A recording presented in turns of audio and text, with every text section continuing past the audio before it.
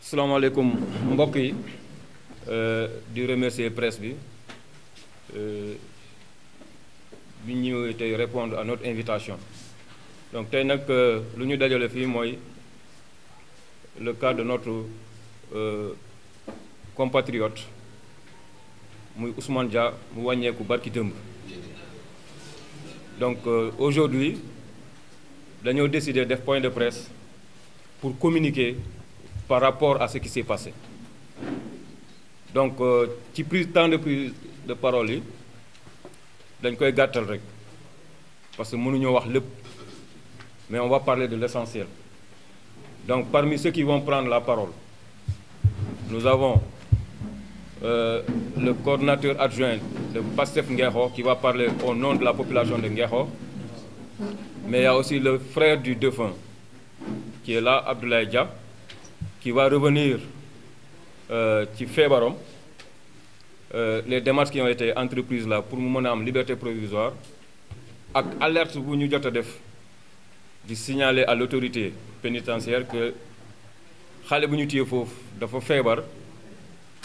dina ci ñëw. Mais il y a aussi honorable député Ayib Daffé mu jiite délégation bu jógee Dakar composée des membres de la JPS nationale, du cabinet du président, mais aussi du secrétariat général. Ayib Daffé assure l'intérim parce que ñëpp xam nañ ni Bassirou Diomaye Faye mooy suñu secrétaire général, mais depuis un certain moment il est dans les liens de la détention, donc c'est lui qui assure l'intérim.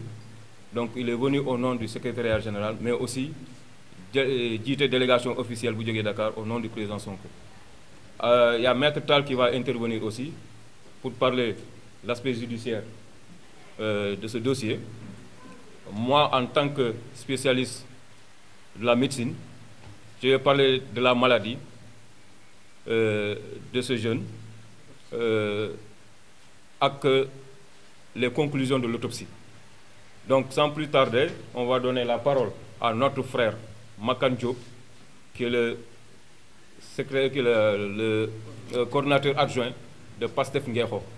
Makan, vous avez la parole. J'ai oublié, la JPS départementale va se prononcer sur ce cas. Donc, nous aussi, on va leur accorder la parole. Nous, au nom de la JPS départementale. Rahmatullah. Donc, nous nuyu ñëpp di jaale au nom de la section communale de Pastef Ngexo la famille Dia bu Ousmane Dia qui était un frère boo xam ne au niveau de Ngexo ñëpp xam nañ taxawaayam ñëpp xamoon nañ esprit d'initiative bi mu amoon ak ni mu bëggee woon liggéey au niveau de Ngexo di compatir avec la famille te la famille démb ñoom wax nañ ko témoigner nañ ko lépp li nga xam ne frère war na ko def ci mbokku frère am waa Pastef Ngexo ak waa Pastef en général def nañ ko démb di ñaawlu nag les conditions yi nga xam ne tenir nañ ko fa mooy téye nañ ko fa di ñaawle conditions yi nga xam ne moom la ñu jëlee notre frère Ousmane Dia ci seen biir kër 2 jours avant la tabaski te ku gis Ousmane Dia xam ne place am newul woon ci biir kaso di ñaawlu aussi traitement favoritisme bi nga xam ne am na envers les jeunes de Ngexo et en général les jeunes au niveau national parce que après les événements ñi ñu jàppoon ñi bokk APR sur le champ dañ leen a bàyyi ñi ñu jële woon seen kër sur le champ dañ leen a bàyyi le coordinateur qui est en prison dafa bokk Pastef dafa nekk coordinateur loolu moo tax ñu jël ko à 3 heures du matin chez lui Ousmane Dia dañ ko jam bal loolu moo tax ñu jëli ko chez lui ak armada boo xam ne ku munta sëlam boppam ku munta jóg doxal boppam nga jël ko devant sa famille def tout le nécessaire. Je crois que dans un pays normal la place de Ousmane Dia n'était pas en prison. Dans un pays normal, la place de Ousmane Dia serait du côté de sa famille. Donc di massawu ñëpp di bàyyi Ablaye un de ses frères mu gën a dugg ci détails yi parce que loo jege aussi le frère en question moo gën a mën a dugg ci les détails lors de l'arrestation ak li ñu def yépp pour firndeel ne la place de Ousmane Dia qui est un frère de tous les habitants de Ngeko n'était pas en prison donc di leen sant bu baax a baax. maa leen di nuyu ñëpp di leen masaw aussi ci lu ñu bokk pour commencer man sama tur Abdoulaye Dia la man maay frère Ousmane Dia magam laa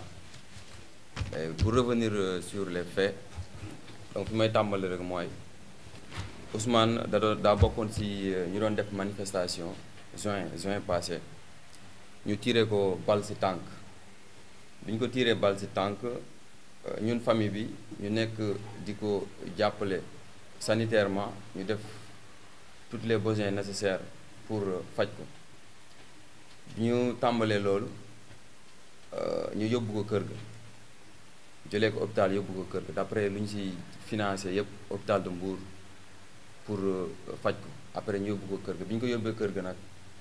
ñu gis ni gendarmerie nationale bu brigade de Ngexoox sax moo commencé après brigade de Mbour ñëw ñu def comme genre embargo di ñu topp parce que moom dafa jot bal c'est normal pour ñoom nee nañu dañuy def enquête pour xool le jeune Ousmane Dia est-ce que amul ay ñu nekk ci ginnaawam ñoo xamante ni ñoo ko poussé à manifester wu ñu demee noonu malgré tout cela ñu bàyyi leen ñu def seeni investigation yooyu yëpp mais ba léegi may ñu jàmm moment boobu noonu moom mu ngi am bal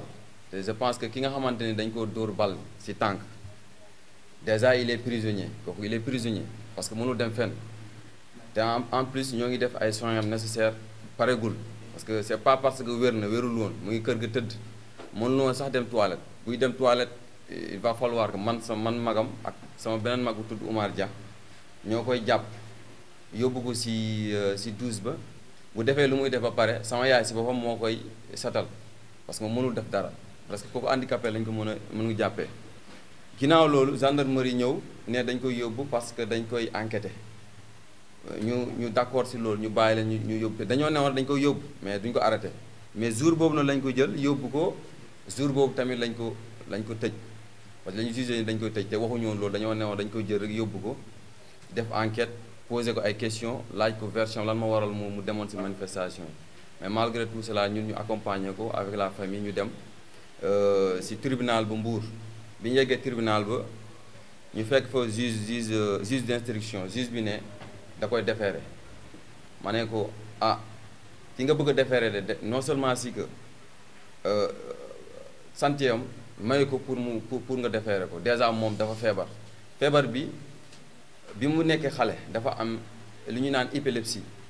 te ñëpp xam nañu lu épilepsie ki nga xamante ni comment dire cerveau am doxul normal day miir tout le temps te waa Ngexoox campement Ngexoox boo nee Ousmane Dia wala nga ne l'observateur ñëpp xam nañ ko day dem terrain di seetaan nawetaan saa bu demee si bërëb yu mel noonu da doon daanu manifestement ñi dañ koy gis ñun ñoo koy jël yóbbu ko kër mu nelaw donc boo nee l'Obs rek waa Ngexoox ñun ñëpp xam nañ ni carrément dafa amee épilepsie loolu preuve doy na ci bi juge bi ne da koy déférer malgré loolu yëpp man ma dem ak samay frères ñu dem fournir les documents nécessaires parce que dafa amoon moom sens benn docteur bi ñu naan docteur Boissy moo nekk Mbaaw te bu déggee li may wax xam na ni carrément li may wax am na parce que moom moo ko doon traité depuis bi mu nekkee xale depuis 2017 mu koy traité di ko traité ba yàlla dogal ni mu xam ni carrément jeune bi médicament bi ñuy naan tur bi am na médicament boo xamante ni calmant la Gardinal moo koy calmer bu arrêté di naan café muy naan Gardinal bu arrêté di naan café du miir donc épilepsie bi du ko sonal malgré tout cela ñu indi document bi nga xamante ni mooy certificat médical bi docteur boobu bind certificat médical bi ne xale bu mel noonu warul sax fanaan àll waxuma la hôpital ci prison de mais warul sax fanaan àll ce qui est anormal mu fournir certificat médical bi ci biir loolu mu wax loolu mu ne tamit xale bi dafa war am ay rendez-vous am yu mu war a suivre rendez-vous yëpp mu énuméré ko ci certificat médical bi ne kooku dafa war a suivre traitement mu bind ci rendez-vous yi def si en plus numéro téléphone am def si email am def cachet hôpital bi si certificat médical bi donc ce qui prouve que ni l'enfant moom mënul dem prison ñu jël certificat médical boobu jébbal ko ak dox bi coono bi ñu si daj yëpp jël certificat médical bi jébbal ko juge d'instruction mu ne malgré tout c'est insuffisant pour mu bàyyi ko mu defeere ko sa jour si ngoon boobu la ko defeere yóbbu ko maison d'arrêt bu Mbour bi nga ko yóbbee maison d'arrêt bu Mbour mu tëj ko foofu ba léegi ñun ñoo ngi si ginnaaw def une forte mobilisation ak la famille ak ñi nga xamante ne ñoo nekk suñu proche di dox si loolu noonu malgré tout tamit man en tant que frère man Abdoulaye Dia te ñëpp xam nañ Cardinal jamono bii médecins yi ñoo ngi may dégg Cardinal dafa jafe Sénégal dafa manqué ma def le tour du pays dem naa Dakar dem campement Ngeexox dem Mbour def pharmacie yëpp mënuma am Cardinal fi ma mujjee am Cardinal mooy district sanitaire bu campement Ngeexox te foofu dama dem si pharmacie bi ñu ne amul dama dem ci biir sage-femme bi moo amoon 4 boîtes je précise 4 boîtes la am bi ma amee 4 boîtes yi malgré tout ak sacrifice bi ma def yëpp pour am ko ma ñëw si maison d'arrêt ba ne comme que ki ngeen jàpp dafa amee épilepsie te Cardinal bi rek moo ko mën a sauver si feebar bi ñu ne Cardinal boobu ma indi jour boobu du dugg parce que dañoo am benn docteur bu spécialisé bu nekk ci biir prison ba moom moo koy traité ñun nañ tëddee njaaxaan gannaaw loolu yëpp man bi ma nee monsieur le juge d'instruction ko xale bi dafa amee épilepsie mu ne moom gëmuma te nit moom bu gëmul rek xamoo lu tax gëmul mais du ma ko jugé ne ko gëmum dafa ne gëmul mais gëmoo loolu certificat médical bi nee na moom il est épileptique gëmoo ko mu dem si maison d'arrêt ba fi mu nekk si cellule am mu miir fa affaire bi daaneel ko foofu pour une première fois ñu gis ko taxul ñu bàyyi ko mu daanaat foofu daanu bu metti pour une deuxième fois ñu bàyyi ko fa tamit libéré wuñ far yàlla man Almadi laa nekk bi ma jógee Almadi moom dafa am moom visite am vendredi la prisonnier bu ne dafa am jour boo xamante ni moom la famille am bi di dem fa pour visiter ko ma jógee fa bàyyi sama liggéey le vendredi ma dem di visiter xale bi ma gisee sama frère bi ma laaj ko yow bi nga duggee ci prison bi ndax da nga miir mu ne ma dafa miir na fa miir bu metti ma ne ko léegi est-ce que ils ont pris les soins nécessaires pour yow mu ne defuñ ko ma mooy wax mu ne defuñ ko jour boobu amoon na benn agent mooy tey booy wax ak visiteur am na benn agent buy taxaw sa wet ma ne ko gis nga kii li muy wax nee na carrément miir na fii te lii doy na firnde ni comme que monsieur le juge ak certificat médical bi ñu ko joxe nee na moom gëmul ni xale bi il est épileptique parce que dafa neewoon il faut que moom si boppam mu wut benn docteur buy def contre expertise buy wane ni moom il faut que docteur boobu wan ko ni xale bi dafa amee épilepsie loolu la doon affirmé au début donc fee yi am ci biir brigade bi xale bi di fa daanu crise malgré tout cela ñu bañ ko libéré ba yàlla dogal vendredi matin feebar bi daanaalaat ko encore une troisième fois ci maison d'arrêt ba mu daanuwaat foofu à partir de fajar bi mu daanee xam nga ku épilepsie bu fekkee ne da ngaa daanu da ngay fàtte boo fàttee suñu la joxul les soins nécessaires mën nga faa jaare xale bi jaaree fa gaañ bi mu gaañoo ci circonstances yooyu noonu ñu bëgg ko yóbbu comme ça délivrer ko noonu hôpital bu Grand Mbour sans vie il faut que ça soit clair sans vie lañ ko génnee ci hôpital parce que am nañ ci ay firnde yu leer nañ ko xale bi fa la gaañoo ci prison ba waaw ci cellule ba ci mag ba fa la gaañoo ñu bëgg koo yóbbu Mbour maintenant ñu bëgg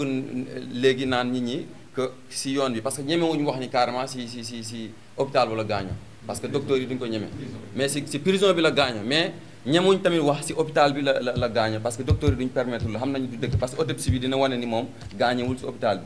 donc pour loolu ñu bëgg def maguy ne xale bi ci yoon bi la gaañoo te alors que c'est faux xale bi ci biir prison bi ci biir cellule am la gaañoo malgré tout ça effort yi ñuy def yëpp pour wan leen que ni xale bi dafa amee épilepsie docteur am ku ko doon traité depuis longtemps def certificat médical bu lu wane ni moom épilepsie la dafa amee épilepsie ñu jël loolu yëpp teg ko à côté ne xale bi ci brigade lay dañ koy defee rek ñu tëj ko malgré tout cela man ma def les efforts nécessaires pour fournir au moins gunge leen sax médicalement pour xale bi malgré ñu ngi ci biir kaso bi médicaments yi nga xamante ni moo ko war a calmer pour au cas où bu daanoo dina xaw a tane ñu rejeté loolu ñu ne du dugg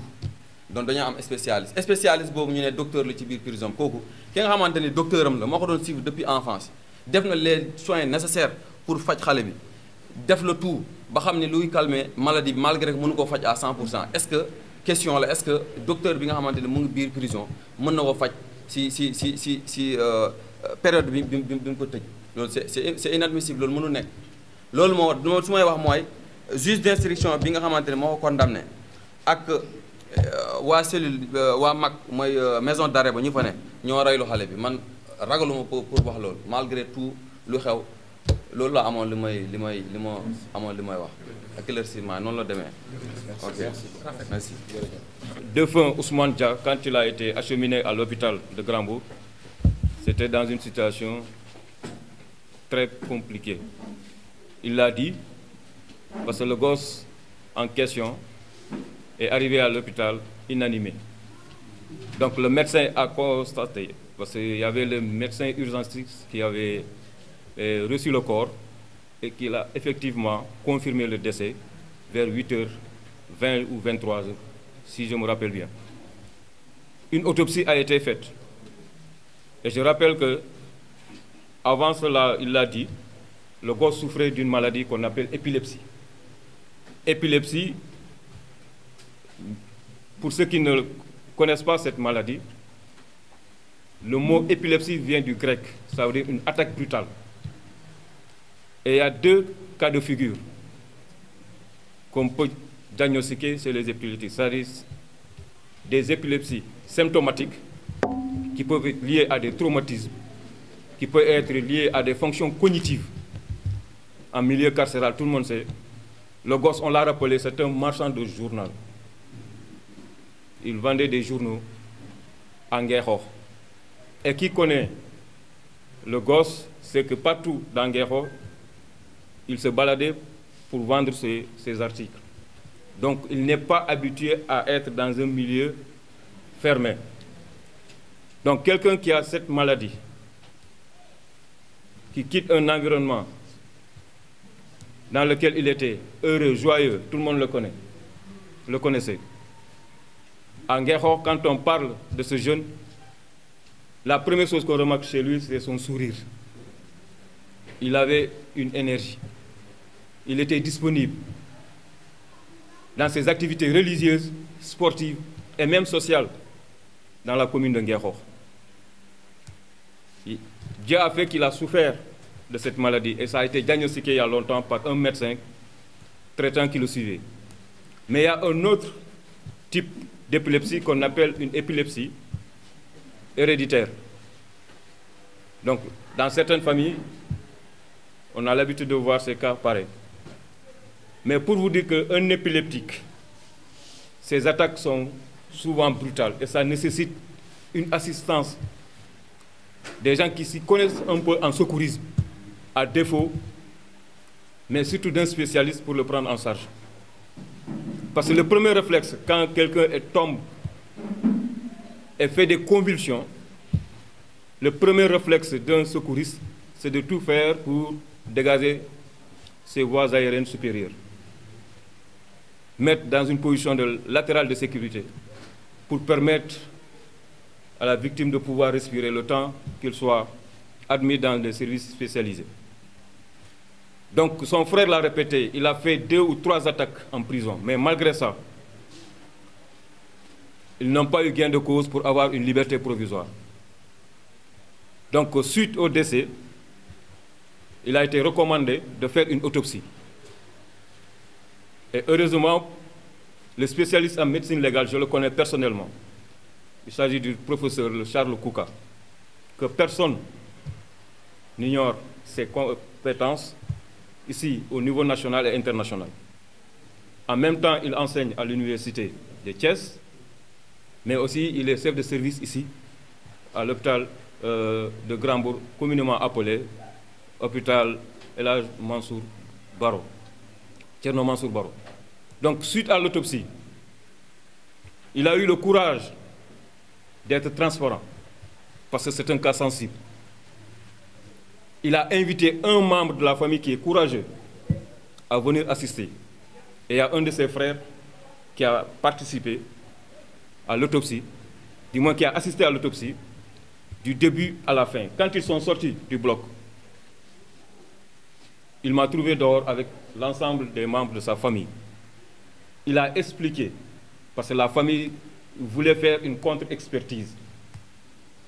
J'ai rassuré la famille pour leur dire que je connais le professeur Charles Kouka. C'est un homme intègre qui n'est pas dans certaines considérations. Il est professionnel jusqu'au bout des ongles. J'ai confiance en lui, donc tout ce qu'il a noté comme conclusion, que le jeune Ousmane Dia a souffert d'une hypoxie qui a abouti à une anoxie. Hypoxie, c'est un terme qu'on utilise dans notre jargon médical pour parler d'un déficit d'oxygène. Anoxie, c'est l'absence d'oxygène. Donc quand quelqu'un est étouffé, il est dans une situation d'hypoxie, s'il n'y a pas de secours, ça aboutit à l'anoxie qui peut compromettre sa vie si on n'agit pas dans les meilleurs délais. Et c'est ce qui est arrivé aux jeunes. Donc j'ai rassuré la famille pour leur dire, on n'a pas besoin de faire une contre-expertise. Parce qu'avant tout, c'est un musulman. Traîner son corps, parce que c'est presque un week-end, demander une contre-expertise, ça peut prendre du temps. Et que Charles Kouka, partout au Sénégal, on l'interpelle pour faire des autopsies. Il est compétent à la matière. Donc, on va vous accompagner dans cette épreuve. Ne serait-ce que vous avez connu la vérité sur l'origine de sa mort. Donc, suite à cela, un rapport a été produit, sous-scellé, envoyé.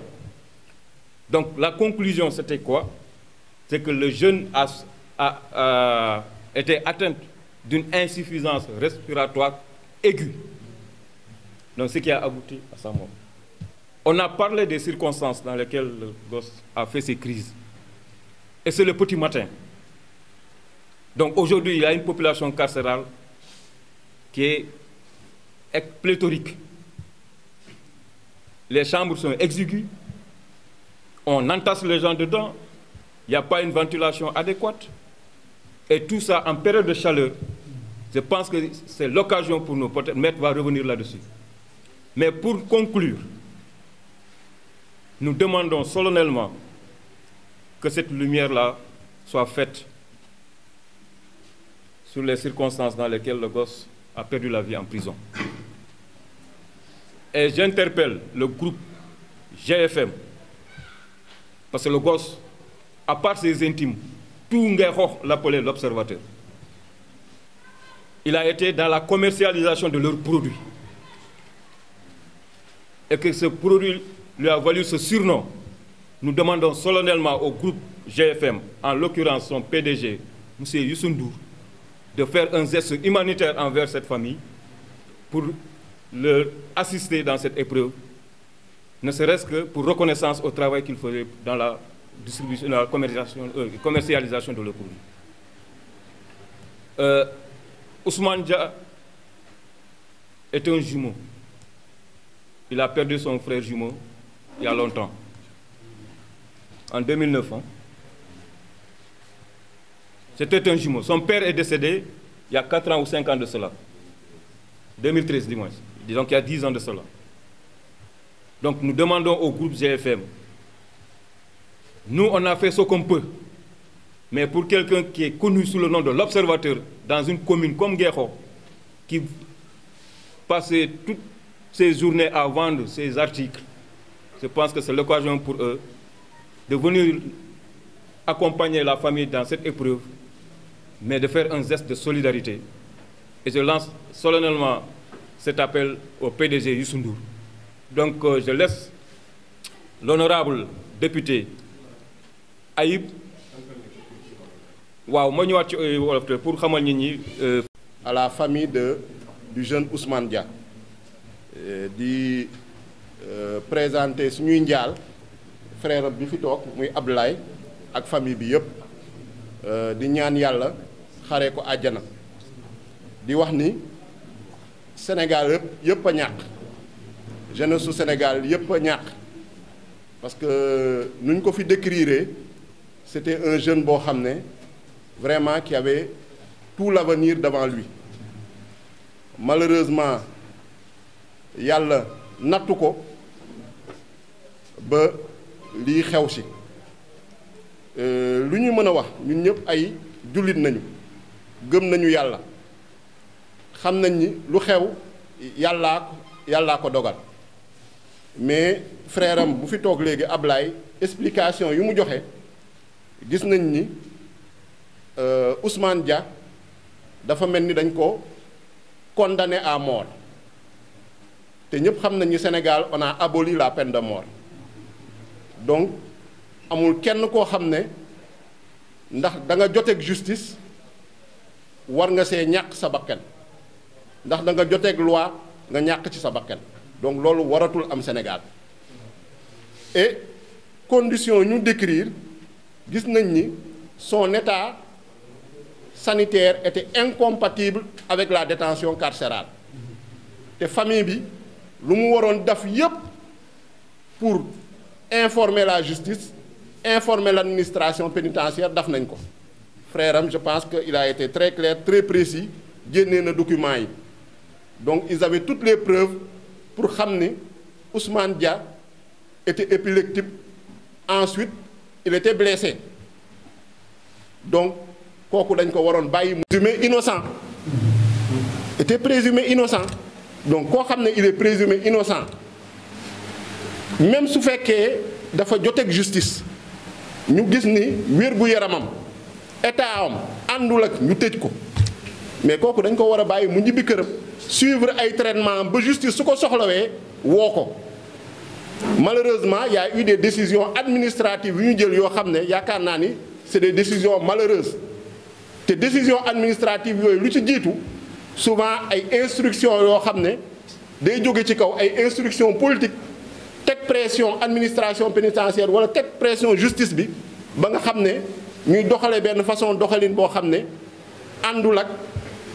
constitution bi lu mu wax parce que constitution bi dafa ne le droit à la vie le droit à la santé est sacré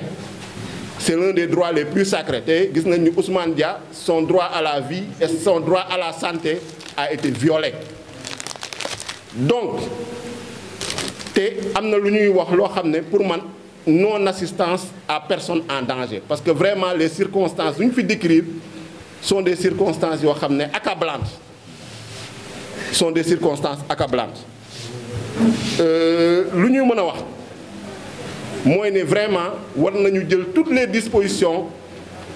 pour rendre justice à Ousmane Dia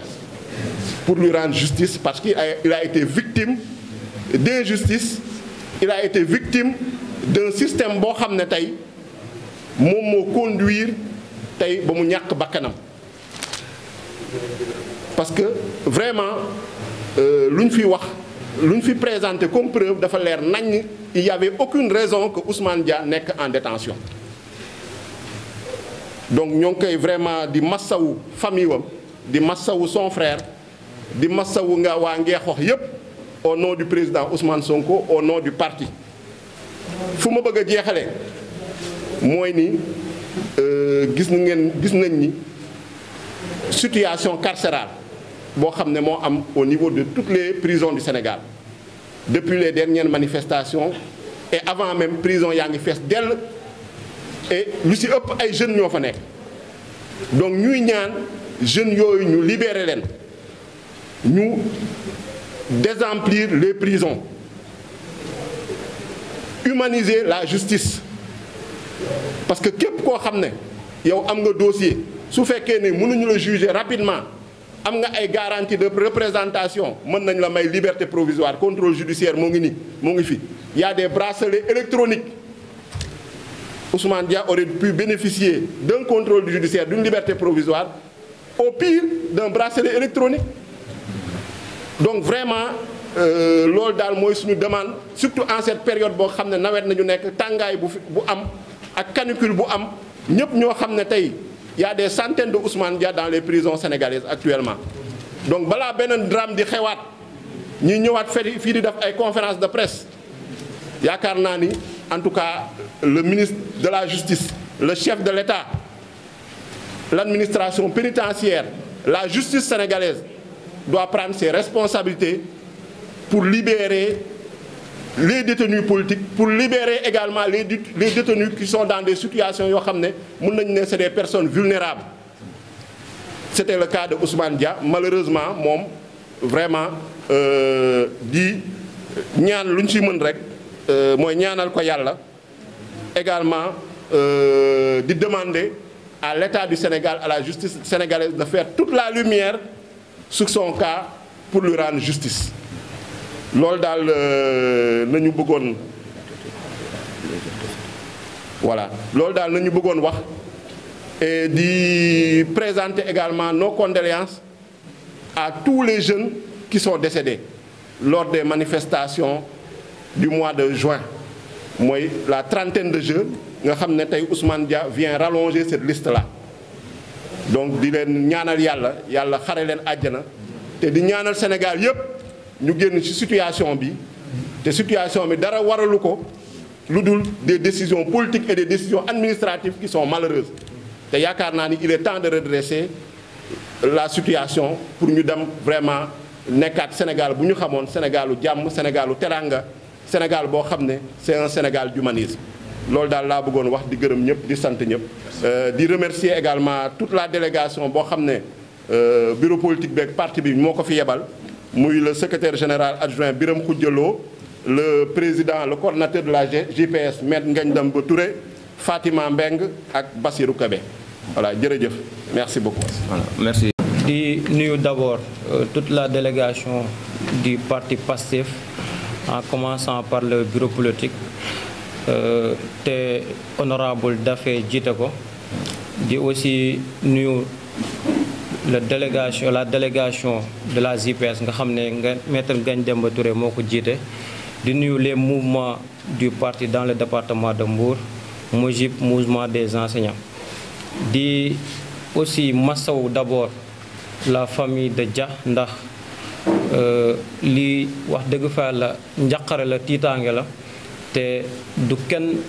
ku ko mën a rafetlu si ñun en tant qu'un être humain waaye tamit en tant que au moins ki nga xamante ni mag la wala rakk wala yaay wala papa si nit kon wax dëgg fa la ñu ngi koy masaw bokk kook yéen ànd si ak yéen ndax lépp loo xamante ni doomu aadama la dafa am li nga xamante ni moom moo ko jiitu muy le droit de vivre le droit à la santé sama doyen yi wax na ko fi sànq te loolu suñu constitution en tout cas prévoir na ko ñun ñëpp ñu adhéré si au préambule kon naka lañu mën a ñëwee ba au 21e siècle ñun malheureusement au Sénégal dans un état en tout cas qui se dit démocratique en tout cas d'une manière utopique par le régime en place ñuy retrouver dans nos prisons des jeunes yi nga xamante ni dañ leen jàpp arbitrairement parce que arbitrairement lañ ko mën a tudde parce que y en a des jeunes je peux dire 50% des jeunes yi nga xamante dañ leen arrêté pas sur le terrain des manifestations mais après ou bien même préventif parce que dañuy suspecté naan noo diw Pastef la jàll la bokk wala ñu gis la nga takk bracelet Pastef ñu ñëw ramasser la y en a des jeunes qui ont été ramassés ici dans le marché de Mbour fekk leen ñuy liggéey seen liggéey ñu ñëw ramasser leen yóbbu kon wax dëgg fa Yàlla war nañ xoolaat ban état de droit le régime de Macky Sall du ñu jéem a jaay ndax malheureusement nekku fi amu fi gisuñu ko fi depuis en tout cas son accession au pouvoir en 2012 donc muy doon li nga xamante ni ñu ngi koy jaale waa Sénégal yépp di ko jaale en tout cas toute la jeunesse sénégalaise di masawu la famille di aussi demander que justice en tout cas soit faite ndax ces genres en tout cas de mort yi nga xamante ni moom la ñuy constater ces dernières années sont devenus beaucoup plus récurrentes parce que tout simplement il y a un régime en place qui pense que bu fekkente ne am lu mu bëgg mooy tax ou bien bu fekkente ne ndaw Pastef la bëgg a tax ñu reculer wala jeunesse sénégalaise la tax mu bëgg ñu reculer ci à travers une répression en tout cas aveuglante la koy amee mu ngi nax boppam donc on demande que loolu nañ ko arrêter tout de suite et que bu ñu xalaat mukk ne y aura des en tout cas des situations yi nga xamante ni ñoom ñoo koy provoquer et que ñu dem ba li am ci ñu yaakaar ne leur responsabilité ne sera pas engagée ils se trompent parce que fii bu fekkente ne même à l'état actuel notre régime en tout cas ne cultive pas la justice ñun on a des juridictions internationales yi nga xamante ni en tout cas ak lu mën di xew parce que ces actions que vous retrouvez sont imprescriptibles donc ak lu mën di xew ñi nga xamante ni ñoom ñooy exécuter ñi nga xamante ni ñoom ñooy joxe les ordres en tout cas nañ xaar ne ëllëg dina am te ëllëg boobu noonu mën nañ engager seen responsabilité par rapport ak la force disproportionnée bi nga xamante ni moom lañ utiliser ci ay manifestants ci ay ndaw Pastef ndax tey jii nii bu fekkente ne nit ki suma doyen wax na ko fi sànq am na condition yoo xamante nit bu ko nekkee ci kaso war nga mën a dawal en tout cas la clémence en tant que juge war nga mën a dawal une compréhension war nga mën a dawal en tant que sa nature humaine nga ne diw mii kat wax dëgg fa yàlla il est dans des capacités incapacités yoo xamante ni santé moyetu ko muy tenir ci biir prison bi nga libéré ko wala nga xool noo ko defee LP ou bien bracelet électronique donc loolu mécanisme yi la yi nga xamante ni sont prévus en tout cas pour ces cas yi nga xamante ni am na nii tey donc du ma guddal parce que mes prédécesseurs wax nañ lépp daanaka du ñu def lu dul ñaawlu lii ba fu ñaawlu yem di aussi exiger à ce que tous les détenus politiques de Pastef soient libérés ndax seen place de prison ndax la plupart de ces jeunes sont des cadres la plupart de ces jeunes sont des paysans la plupart de ces jeunes sont des ambulants yi nga xamante ni seen liggéey mu ngi leen di xaar te sont des soutiens de famille donc foofu laay yemale kaddu yi di gërëm ñëpp di sant ñëpp wasalaam merci beaucoup. merci beaucoup. waa famille Ousmane Dia mais di jaale aussi askanu Sénégal yëpp ndax li ñu fiy dund ñëpp ñoo ko gis Sénégal yëpp ñoo koy dund. alors ñun nekkoon nañ ci kaso bi moo tax bi ñu déggee ne am na ko fa dee bettuñu ndax avant Ousmane déjà ci chambre bi mu nekk noonu 14 am na ko fa defoon crise suba teel ba ñëpp tiit ci dañ ko mujj évacuer mais dañ ko indiwaat. moo tax léegi ma déggee docteur ki nga xam docteur la spécialiste ne anoxie moo faray nit mun na farayaat keneen ndax balaa kooku amoon na ku ñuy wax Birane Gueye Birane bërki démb lañ ko atte tëj ko 3 mois ferme dañ ko fekk muy jënd ay xar ñu ne ko da ngay manifester le premier ñu indi ko fa la ñu fekk ci kaso bi Birane def na fa crise toute une nuit ba ñu xëy muy bërëngu foofu di mbëkk ñun ñëpp dañoo foogoon ne sax kii wérul malgré loolu mu ngi faj ci kaso bi ba léegi. alors chambre man bi ma nekkoon muy chambre 15 on était 91 ci benn chambre et puis nit yi dañuy tox kenn mënu fa noyyi man mii awma benn feebar ma fay dugg mais damaa mujjee demandé sax chef de chambre mu indi ma ci wetu buntu bi ndax ma mën a noyyi ndax la fa nekk ci ay nit kenn mënu koo xayma la mu doy te xaju fa. tey li ci gën a métti mooy ñu bari ñuy fekk nañu fa nekk ay ndaw ñu jàpp leen ci ay manifestation wallaahi laale wuñ ci takkewuñ ci dañoo wàcc di liggéey comme ne ko Ousmane Sonko waxee léegi ñu jàpp leen. am na yoo xam ne nag bu ñu ko gisee daf ñuy métti am na fa ñoo xam ne ay candidat BFM bac ñun ñoo leen doon encadré ci biir kaso bi Ismaïla Bousso heureusement bàyyi nañ ko def ko sursis. Ismaïla maa woo papaam ci kaso bi mu ne maa koy sama doom du ma ko fenal maa ko yónni ripaas mu génn ñu jàpp ko muy def bac bi ñu koy bàyyi à une semaine bac bi lañ ko bàyyi mu nekk candidat. Omar Faye candidat la en vol lay jànge ñu ngi ko jàpp depuis le 16 mai dugal ko instruction dafa génn ay nervi ñoo ko jàpp jox ko policiers yi ñu tee ko malgré sa demande de liberté provisoire bàyyiwuñ ko deful bagam anem bi dafa nul mu ngi ci kaso bi ba tey. Abdoulahat Seck ak keneen Jibi Sey dafa ànd ak xaritam ñu ne ko mu am chantier bu muy jël mu ne xaritam bi kaay gunge ma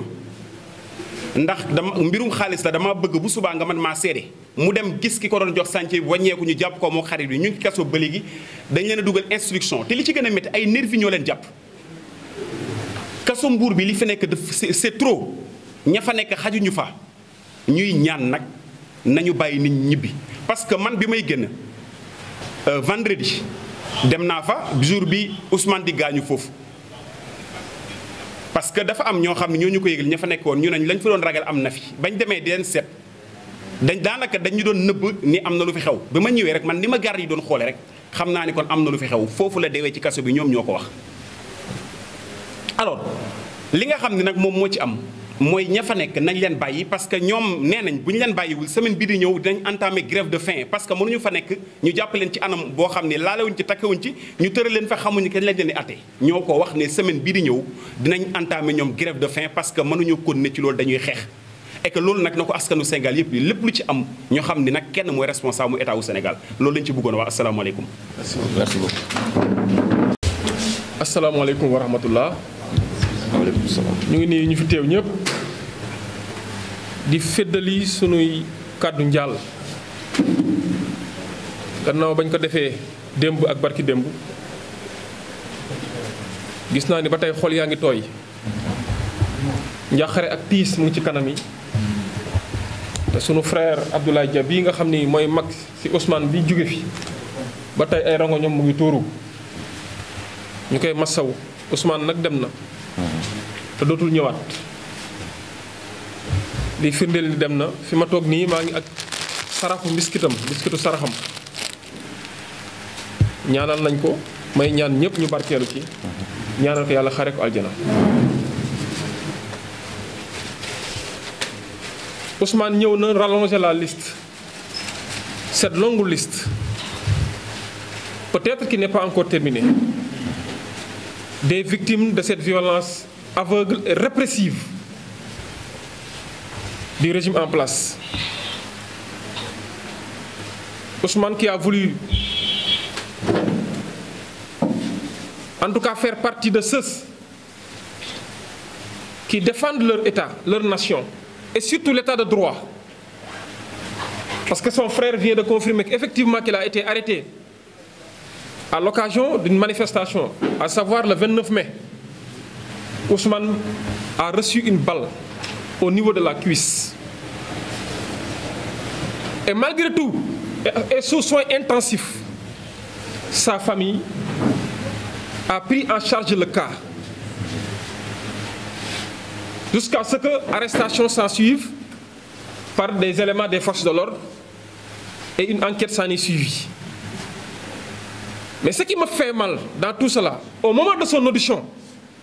à l'enquête préliminaire, même les enquêteurs étaient conscients de son état et que tout n'allait pas. Du coup, ils ont fait recours même, ils ont fait appel à son frère qui vint porter assistance et confirmer qu'effectivement c'est quelqu'un qui souffrait d'un handicap. Malgré tout, il a été entendu, déféré. Une information a été ouverte et un placement sous mandat de dépôt s'en est suivi. Et malgré tout, la famille n'a pas croisé les bras. La famille a fait les mains et pieds pour sensibiliser davantage sur le cas auprès des autorités judiciaires en produisant à l'appui l'acte médical qui atteste de son état, à savoir le certificat médical, établi par un médecin assermenté qui a toujours été son médecin traitant et qui suivait son cas. Malgré tout, Ousmane est maintenu en prison. Il a fait l'objet de plusieurs crises, je pense qu'on a fait état de ça. Ousmane n'est pas sorti. Et effectivement, de source digne de foi, Ousmane aurait rendu l'âme dans sa cellule en prison. Et c'est ça la vérité. Nous n'avons pas peur des mots et nous allons dire la vérité, afin que nul n'en ignore. Voilà que Ousmane vient rallonger la liste des victimes, tuées dans des circonstances où notre démocratie est agressée, malmenée et giflée, tuées dans des circonstances où celui qui a la responsabilité régalienne de faire cette lumière sur les circonstances des décès respectifs, cette personne ou ce régime s'est abstenu de le faire jusqu'à ce que, du côté du peuple et du côté de Pastef et de la coalition Yewwi Askan Wi, qu'on s'organise avec les familles des victimes pour ce qu'un dossier soit ouvert au niveau de la Cour pénale internationale. Rassurez-vous, le dossier de Ousmane Dia, qui n'est que la conséquence de cette violence répressive, parce qu'il y a ce qu'on appelle des infractions connexes par rapport aux infractions qui peuvent être passibles devant la Cour pénale internationale. Ce sont les infractions connexes. Il y a les tortures, il y a les crimes contre l'humanité, et je pense que même les infractions de négligence qui suivent ces stades de torture, où une personne reçoit une balle, qu'il soit une balle blanche, une balle réelle, et qu'il soit négligé à ce point, jusqu'à ce que sa situation sanitaire puisse se dégrader en milieu carcéral, constitue une infraction connexe qui ne fait que suivre le principal, c'est-à-dire des infractions politiques perpétrées sur des manifestations désarmées et dans lesquelles mort d'homme s'en est suivi. C'est désolant, mais c'est ça le spectacle et c'est ça le décor maintenant au Sénégal. il faut ajouter à cela les nombreuses victimes qui sont en train de croupir en prison. On a parlé de Ousmane. C'est dommage, il est parti. Mais actuellement, il y a un certain Ismaïla Fall qui avait reçu une balle, arrêté au niveau de Nguékhokh et qui est toujours en prison. Il a été la dernière personne arrêtée dans la procédure qui concerne Feu Ousmane Dia. Il est en prison. On a signalé son cas et effectivement c'est quelqu'un qui a reçu une balle. Balle blanche ou balle réelle, il peut y avoir des complications en milieu carcéral et que je tiens pour responsable tous ceux qui doivent concourir à ce que sa santé soit rétablie et qui s'abstiennent de le faire, qui soient responsables de toute complication ultérieure. De toute façon, nous n'allons pas nous laisser faire. Nous allons suivre le cas et à développer les arguments juridiques et judiciaires pour que leur dignité soit rétablie. Ajouter à cela, des élèves, des étudiants,